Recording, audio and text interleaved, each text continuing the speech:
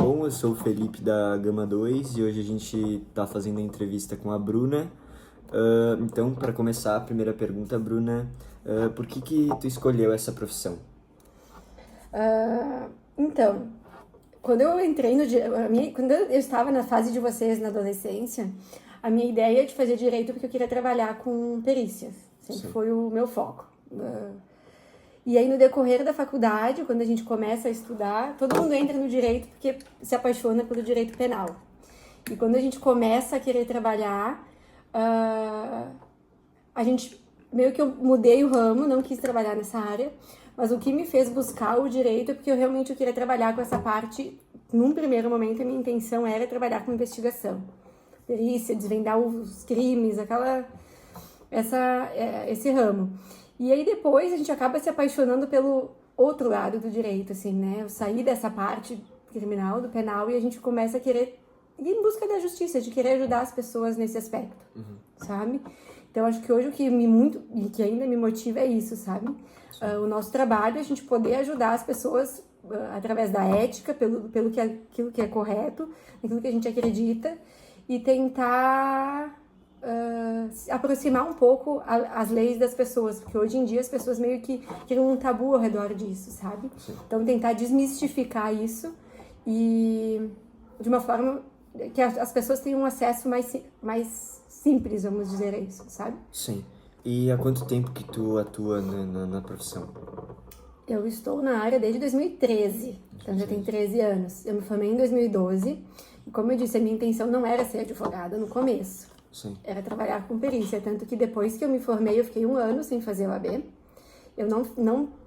Durante a faculdade eu não trabalhei na área, então eu não tinha muito esse conhecimento prático. E a minha intenção era concurso público para perícia, sabe? Estava determinada a isso, mas não tinha concurso. Desde 2010 eu acho que não tem, e realmente para nossa área não voltou a ter. Então, nesse meio tempo, eu disse, vamos descobrir como é que é a tal da OAB, porque eu tinha todas as minhas amigas fazendo, meio que virou um desafio pessoal ver se eu passava ou não na prova. Sim. Mas assim, sem intenção nenhuma de advogar. E eu fiz a prova e passei. E passei super bem na primeira fase, sabe? Baixei a cabeça, estudei e passei. E daí eu comecei a pegar o gosto, sabe? Quando a gente começa a estudar e ver a prática, né? Porque uma coisa é a teoria, a faculdade, uma coisa é quando tu vai pro campo. Sim. E então, desde 2013 que eu atuo, fui trabalhar no departamento jurídico de um plano de saúde, me convidaram para trabalhar, mesmo sem experiência. Queriam alguém de confiança, vem trabalhar comigo, estamos montando a equipe, eu disse, pô. Sim, e tu falou ali que no início tu tinha vontade de fazer perícia, né? E daí depois tu veio a vontade de advogar. E teve alguém que te inspirou no início para perícia ou depois alguém que tenha te inspirado para advogar? Nessa parte da perícia, não. É algo que eu sempre gostei desde pequena, sabe? Essa coisa assim, o que aconteceu aqui, o porquê que isso tá assim, isso aqui caiu, por que caiu, vamos investigar. Nessa parte da perícia, não. Foi algo que já vem comigo, já veio de mim, assim, desde a infância. A parte da advocacia, então, que entra ali, que me fez realmente mudar, tem 2 pessoas que acho que são fundamentais, assim, na minha trajetória.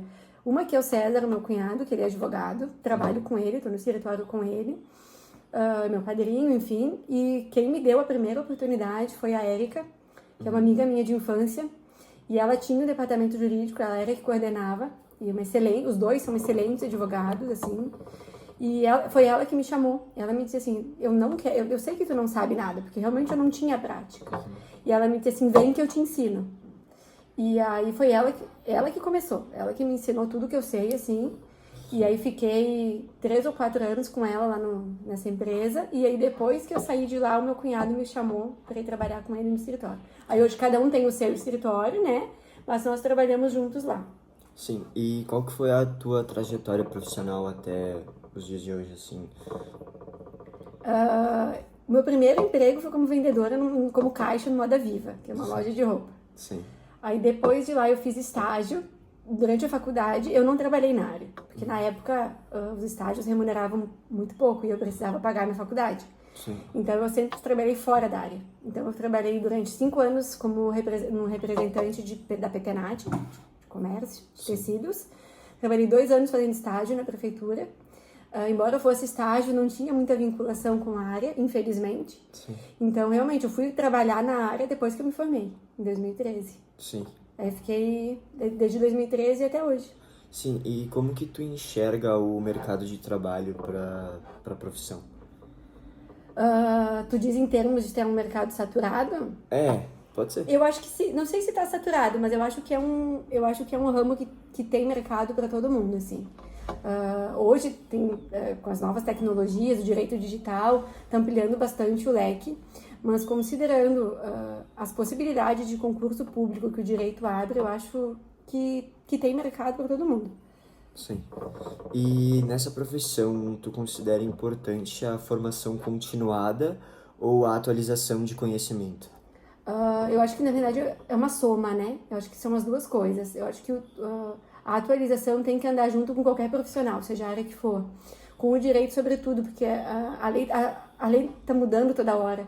A interpretação da legislação, às vezes a lei diz uma coisa, não que o tribunal interpreta de outra, mas a gente depende muito da cabeça de cada um. Então, quando a gente vai fazer uma ação nova, por exemplo, seja qual for o caso, seja um divórcio, uma partilha de bens, um inventário, uma ação indenizatória, a primeira coisa que eu faço é olhar como é que o tribunal atualmente está se comportando em relação ao assunto, sabe? Sim. Porque embora a lei diga uma coisa, às vezes, em função do contexto, de como está a sociedade, eles aplicam de uma forma um pouco diferente, sabe? Então, sim, sem sombra de dúvida, tem que estar sempre se atualizando. Sim, e nessa relação de ter a formação continuada ou atualizada, enfim, tu fez algum outro curso além da graduação? Ainda não, mas pretendo fazer. Sim, Eu o que tu pretende? eu comecei a fazer uma pós-graduação um tempo atrás, e aí não era aquilo que eu queria, porque ela estava mais voltada para o direito empresarial, o direito tributário, e é uma área que eu não me atrai muito. Sim. Então eu estava fazendo um projeto de mestrado, que eu quero fazer voltado para a área de família, né? Que é o que área de família, sucessões, enfim, que é o que eu mais gosto. Mas daí eu engravidei e aí adiei um pouco os planos, mas voltaremos em breve com um projeto de mestrado. Tá, e quais as tuas percepções em relação às perspectivas financeiras da profissão? Então, isso eu posso não quero ser pessimista em relação a isso, tá? Na parte da advocacia, não digo do direito como um todo, tirando a parte de concurso que te remunera de uma forma mais imediata, tá? Uhum. Tu tem um salário fixo. Quando a gente trabalha por conta, que é o meu caso, o direito ele demora bastante para te dar um retorno financeiro, porque a gente depende da justiça. E a justiça, infelizmente, hoje ela está sobrecarregada e os processos demoram muito a tramitar. Sim. Então, às vezes, se tu vai ter um processo que tu vai ter um ganho econômico lá no final, tu vai ter um retorno financeiro em torno de 4, 5, 6, 7 anos depois. Então, nesse aspecto, às vezes é mais complicado a nossa área. Mas um concurso público, daqui a pouco, ele pode te remunerar de uma forma mais imediata, né? Sim. Mas não é uma profissão que paga mal, tá? Tá. E na tua visão, como que são as oportunidades de trabalho aqui na região? Eu acho que tem mercado, sim. Tu acha que tem? Acho que tem. Eu acho que hoje, se eu tivesse que abrir um escritório do meu, assim, eu vou começar a trabalhar, vou abrir o meu escritório, eu não sei se eu faria. Eu já tentei e não dá certo, justamente em função da pergunta anterior, da demora do retorno financeiro. Sim. Você tem que pagar aluguel, às vezes vai ter que pagar toda a estrutura, sabe? Sim. Internet, fazer tudo isso, então às vezes não compensa financeiramente, por isso que as pessoas estão trabalhando tanto em home office. Uhum. Porque hoje, em função da tecnologia que se tem ali no tribunal, tudo eletrônico é viável. Sim. E tu acha que, daí falando dessas oportunidades de trabalho, tu acha que existem oportunidades fora do país ou até mesmo em outras regiões do Brasil? Eu não sei como que são nos outros estados, tá? Mas eu acho que sim. Esse é o bom do direito. Eu acho que ele te possibilita, né? Tu pode trabalhar fora do país, obviamente vai ter que fazer todas as habilitações, né? De acordo com a legislação do país, mas você pode trabalhar lá fora. Até porque a legislação brasileira é uma legislação de cada país é específica, mas tem o direito internacional, que eu acho que dá para vincular. E em outras... sempre precisa de advogado, sabe? Em qualquer coisa que você vai fazer. Então, eu acho que sim. Sim. E qual tu acha que é o perfil que o profissional dessa área tem que ter? E tu acha que o profissional ele tem que ter alguma habilidade específica ou alguma habilidade que deve se desenvolver para trabalhar nessa área, nessa profissão? A primeira delas, porque eu acho que, assim, não só do direito, mas sobretudo porque a gente busca a justiça sempre. Um profissional tem que ser ético, tem que ser correto, independente do que se vê. Né? A gente vê, infelizmente, no nosso mundo, a gente vê muitos profissionais que não são assim, tá? Isso me dói, é ruim falar isso, sabe? Mas, assim, tem que ser pautados na ética. O resto a gente conduz, a gente consegue contornar. Mas, assim, tem que ter um bom poder de persuasão, comunicação. O que eu tento é tirar o juridiquês das coisas, né? Não falar tão difícil com as pessoas, porque as pessoas não entendem isso, sabe? Então, eu acho que a gente tem que ter um pouco de psicólogos, né? Porque as pessoas querem falar, a gente tem que estar dispostos a ouvir. Mas, assim, primeiro, se pudesse escolher duas delas, seria a ética na profissão e acho que uma comunicação, assim, persuasiva. Sim. E quais conselhos que tu daria para os jovens que buscam seguir nessa profissão? Um conselho que eu daria, eu acho que tenha persistência, resiliência, vontade de aprender e sejam éticos. Tendo isso, a gente consegue o restante. A gente vai atrás. Sim, e que tu chegou a comentar antes que depois que tu se formou, tu demorou 1 ano para fazer a OAB e tudo mais. Tu acha que... E tu também comentou que quando tu tava fazendo a faculdade, tu não chegou a fazer um estágio muito referente à profissão, né? E tu acha que esse estágio te fez falta? Fez, sem sombra de dúvida. Na época, no meu caso, eu não tinha condições financeiras para pagar. Eu não tinha, meus pais não podiam me ajudar a pagar a faculdade, né? Então, assim, foi uma escolha minha na época, né? Porque eu tinha outros... Eu botei, na verdade, a minha vida pessoal em frente à minha profissional. A minha meta, na época, era casar, né? Ter minha família. Então, eu deixei os estudos de lado, porque eu queria... Não vou focar nisso, né? Vou dar um ligeirão na faculdade para isso. Mas fez falta, sim. Porque quando eu fui decidir fazer a OAB, para mim tudo aquilo era novidade. Sim. Então, quando todo mundo já tinha um know-how ali, né, da área, eu não tinha nada. Então, eu tive que começar basicamente do zero, a estudar de novo para me preparar para a ordem, né? Sim, e tu acha que, tipo, pra mim, por exemplo, muitas pessoas que falam que a OAB, tipo, entre aspas, é um bicho-papão, assim, é uma coisa difícil. Tu acha que tem alguns caminhos que dá pra se seguir em relação à OAB, assim, algo que seja mais fácil para tu conseguir ir melhor ou assim, alguns caminhos que facilitem? Eu acho que isso é um critério muito subjetivo, né? Vai depender muito da forma de aprendizado de cada um, tá? Pra mim, eu não fiz curso pra primeira fase, eu abaixei a cabeça e eu estudei com provas antigas. Sim. Eu acho que eu passei no 15º exame, se eu não me engano, não lembro qual foi agora, mas assim, eu peguei todas as provas anteriores e eu estudei através delas, porque as provas se repetem. Sim. Então foi assim que aí baixei a cabeça e falei assim, aí sim, para a segunda fase, que é a prática, eu tive que fazer curso, porque eu não sabia peticionar, eu não sabia a estrutura de uma petição, justamente porque eu não tinha feito um estágio, né, eu não tinha trabalhado na área. Então assim, hoje se eu pudesse dar dois conselhos para quem vai entrar na faculdade, faça estágio na área, seja qual for, vai para o Ministério Público ou no fórum ou no escritório de advocacia, e eu não deixaria de fazer intercâmbio. Isso é uma das coisas que eu me arrependo de não ter feito. Para a gente ter a noção de como é o direito fora do país, sabe? Sim. Como se aplica, como que são os estudos lá, é uma coisa que... São duas coisas que eu me arrependo de não ter feito. Sim, então tu acha que conhecer e saber de como funciona o direito em outros países ajuda muito? Eu acho que sim, eu acho que amplia o nosso conhecimento, a nossa visão de mundo, sabe? Não, a gente não fica tão limitados aqui, não fica tão... Não sei se é o termo correto, mas não é tão territorial, né? Eu acho que a gente tem que estar sempre com novos horizontes. Sim. E tu considera que hoje em dia, para quem tá pensando em começar e seguir nesse lado do direito, tu diria que tem alguma coisa que seja, eu não diria ideal, mas algo que facilite, por exemplo, o processo na faculdade ou alguma coisa, por exemplo, quando tu tá na faculdade, algumas coisas que te ajudam ali dentro? Em que sentido tu diz? No sentido de conseguir...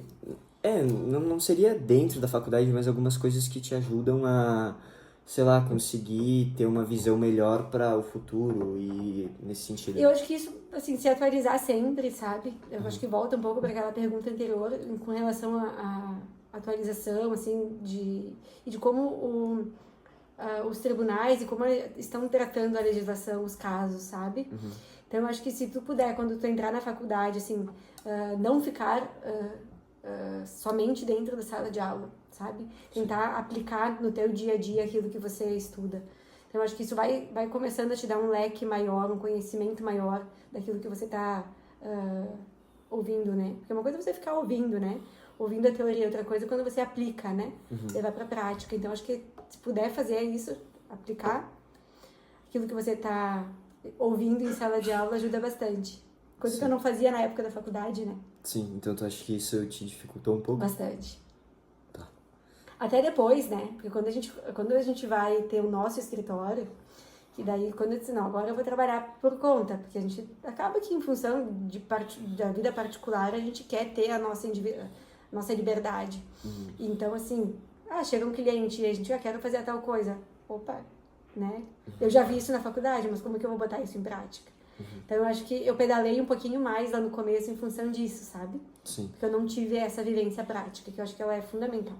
Sim, e agora pra gente ir finalizando, alguém que pensa em abrir o próprio escritório e ter, né, o seu, que nem tu falou, mais individual e esse tipo de coisa. Ter mais liberdade. Isso, tu acha que caminho a pessoa, o profissional, ele deve seguir para conseguir ter uma boa estabilidade tanto financeira, mas tanto de reconhecimento, né, para ter clientes dentro dessa área do escritório? Eu acho que muita gente faz hoje páginas nas redes sociais, né? Sim. Pra divulgar as coisas, assim. Eu ainda não cheguei nessa fase, tá? Mas eu acho que o melhor feedback que a gente tem é o cliente. Então, assim, a melhor coisa é o tal do QI, quem indica, né? Então, assim, tudo a gente vai... Quando a gente faz um trabalho bom, o cliente indica a gente. Sim. Então, assim, independente de eu ter uma rede social que a gente posta o que a gente quiser, porque o papel e a internet aceitam qualquer coisa, o melhor retorno que a gente tem para construir a nossa reputação, o nosso nome, a nossa boa índole são os nossos clientes. Sim. Então, eu acho que é mais ou menos por aí. Sim, e anteriormente, lá no início, tu havia comentado do direito na internet, online, né? Direito digital. Direito digital, isso. Tu acha que o direito digital, ainda mais com as tecnologias e, né, tudo mais que tá tendo atualmente, tu acha que o direito digital vai ter uma boa visão daqui pra frente? Eu acho que sim. Não cheguei, eu não trabalho nessa área ainda, tá? Mas eu acho que sim, eu acho que o direito tem que acompanhar a sociedade nesse aspecto. Então eu vejo que tem colegas que estão bastante voltados para essa área e precisa. Eu acho que, na verdade, esse é um dos papéis fundamentais do direito. Acompanhar a sociedade da forma como ela vem se comportando, né? E o direito, embora seja uma faculdade, um curso super tradicional, né? Que vem desde... né? Sim. Eu acho que ele precisa acompanhar a modernidade e como tá. Então, eu acho que sim. Sim. Então tá. É isso? É isso, obrigado. Essa parte já terminou? Não, mas eu... Pode terminar.